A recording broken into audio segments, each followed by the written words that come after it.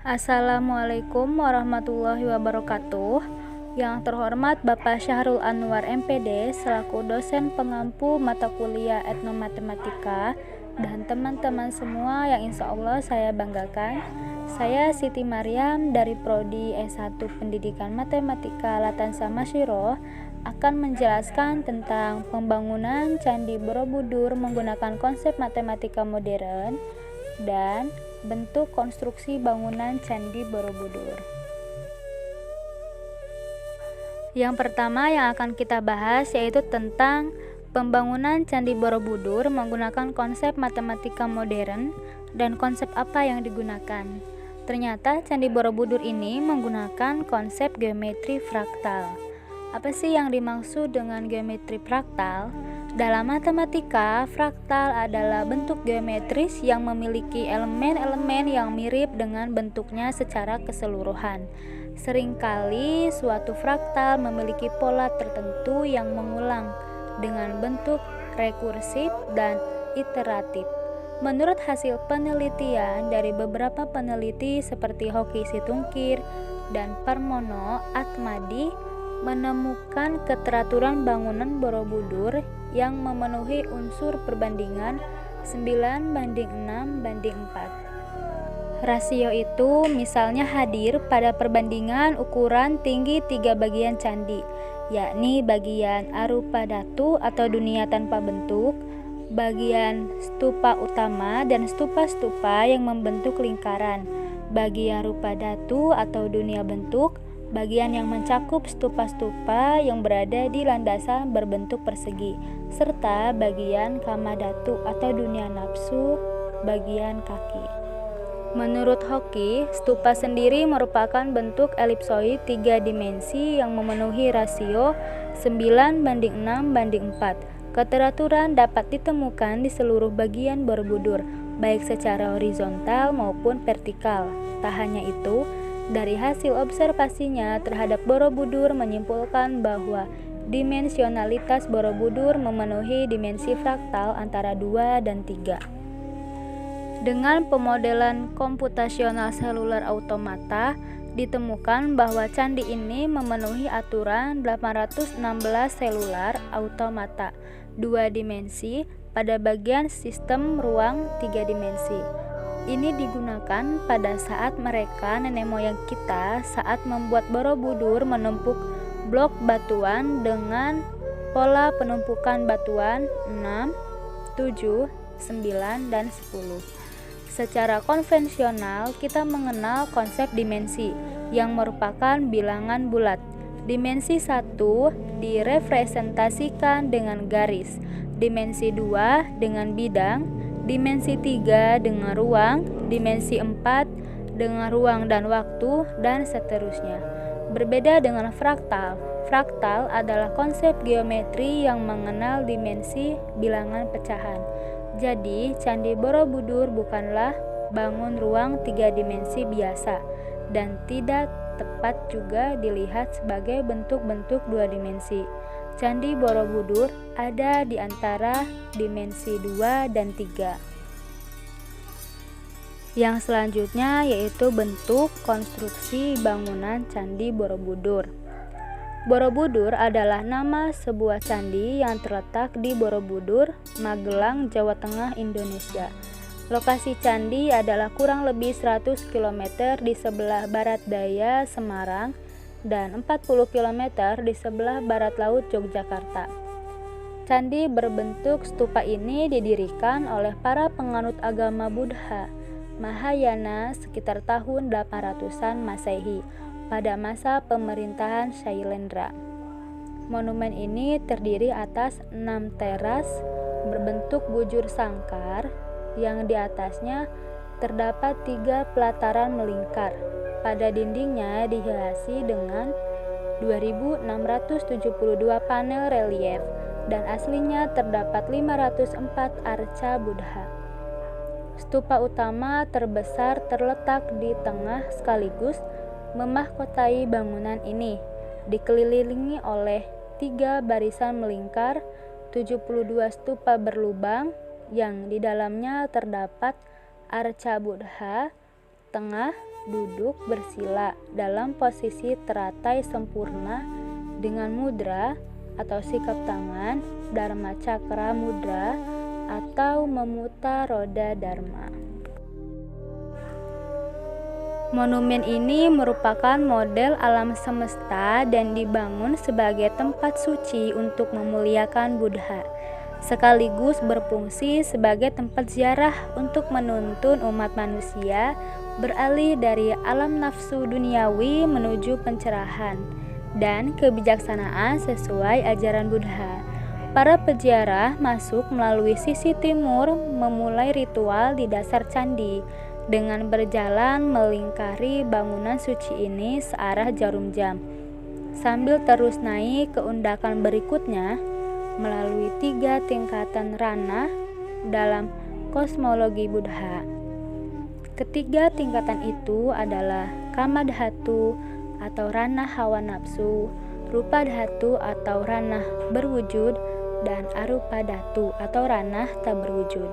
Dalam perjalanannya ini, peziarah berjalan melalui serangkaian lorong dan tangga dengan menyaksikan tak kurang dari 1460 panel relief indah yang terukir pada dinding dan pagar langkan. Kemudian ada beberapa hal yang perlu kita ketahui. Yang pertama yaitu bentuk bangunan. Candi ini berbentuk tapak persegi, ukuran panjang kurang lebih 123 meter, lebar kurang lebih 123 meter, dan tinggi kurang lebih 42 meter. Luas 15.129 meter persegi. Yang kedua, volume material utama. Material utama candi ini adalah batuan andesit berporositas tinggi dengan berat jenis 1,6 sampai 2,0 T per M kubik. Diperkirakan terdapat 55.000 meter kubik batu pembentuk candi atau sekitar 2 juta batuan dengan ukuran batuan berkisar 25 x 10 x 15 cm. Berat per potongan batu sekitar 7,5 sampai 10 kg. Yang ketiga, konstruksi bangunan. Candi Borobudur merupakan tumpukan batu yang diletakkan di atas gundukan tanah sebagai intinya, sehingga bukan merupakan tumpukan batuan yang masif. Inti tanah juga sengaja dibuat berundak-undak dan bagian atasnya diratakan untuk meletakkan batuan candi. Yang keempat, setiap batu disambung tanpa menggunakan semen atau perekat. Batu-batu ini hanya disambung berdasarkan pola dan ditumpuk. Yang kelima, semua batu tersebut diambil dari sungai di sekitar Candi Borobudur. Yang keenam yaitu Candi Borobudur merupakan bangunan yang kompleks dilihat dari bagian-bagian yang dibangun. Terdiri dari 10 tingkatan di mana tingkat 1 sampai 6 berbentuk persegi dan sisanya bundar. Dinding candi dipenuhi oleh gambar relief sebanyak 1460 panel. Terdapat 505 arca yang melengkapi candi. Yang ketujuh, teknologi yang tersedia. Pada saat itu belum ada teknologi angkat dan pemindahan material berat yang memadai. Diperkirakan menggunakan metode mekanik sederhana. Yang kedelapan, perkiraan jangka waktu pelaksanaan tidak ada informasi yang akurat. Namun, beberapa sumber menyebutkan bahwa Candi Borobudur dibangun mulai 824 Masehi sampai 847 Masehi. Ada referensi lain yang menyebut bahwa candi dibangun dari 750 Masehi hingga 842 Masehi atau 92 tahun. Yang kesembilan, pembangunan candi dilakukan bertahap.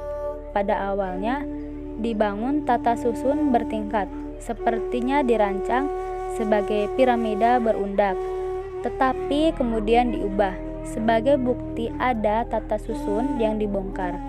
Tahap kedua, fondasi Borobudur diperlebar, ditambah dengan 2 undak persegi dan 1 undak lingkaran yang langsung diberikan stupa induk besar. Tahap ketiga, undak atas lingkaran dengan stupa induk besar dibongkar dan dihilangkan dan diganti 3 undak lingkaran. Stupa-stupa dibangun pada puncak undak-undak ini dengan 1 stupa besar di tengahnya. Tahap keempat, ada perubahan kecil, yakni pembuatan relief, perubahan pada tangga, dan pembuatan lengkung di atas pintu. Yang ke-10 yaitu jumlah stupa di tingkat Arupadhatu atau stupa puncak tidak dihitung adalah 32, 24, dan 16 yang memiliki perbandingan yang teratur yaitu 4:3:2 dan semuanya habis dibagi 8. Ukuran tinggi stupa di 3 tingkat tersebut adalah 1,9 meter, 1,8 meter, 1,7 meter, masing-masing berbeda 10 cm. Begitu juga diameter dari stupa-stupa tersebut mempunyai ukuran tepat, sama pula depan tingginya yaitu 1,9 meter, 1,8 meter, dan 1,7 meter. Yang ke-11, beberapa bilangan di Borobudur bila dijumlahkan angka-angkanya akan berakhir menjadi angka 1 kembali. Diduga bahwa itu memang dibuat demikian yang dapat ditafsirkan angka 1 melambangkan keesaan Sang Adihi Buddha. Jumlah tingkatan Borobudur adalah 10. Angka-angka dalam 10 bila dijumlahkan hasilnya 1 tambah 0 sama dengan 1.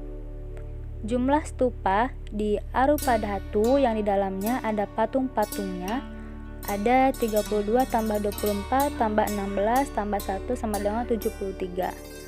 Angka 73 bila dijumlahkan hasilnya 10 dan seperti di atas 1 tambah 0 sama dengan 10. Jumlah patung-patung di Borobudur seluruhnya ada 505 buah. Bila angka-angka di dalamnya dijumlahkan hasilnya 5 tambah 0 tambah 5 sama dengan 10. Dan juga seperti di atas 1 tambah 0 sama dengan 1. Mungkin cukup sekian pembahasan tentang menganalisis Candi Borobudur yang berkaitan dengan etnomatematika. Kurang dan lebihnya saya mohon maaf. Wassalamualaikum warahmatullahi wabarakatuh.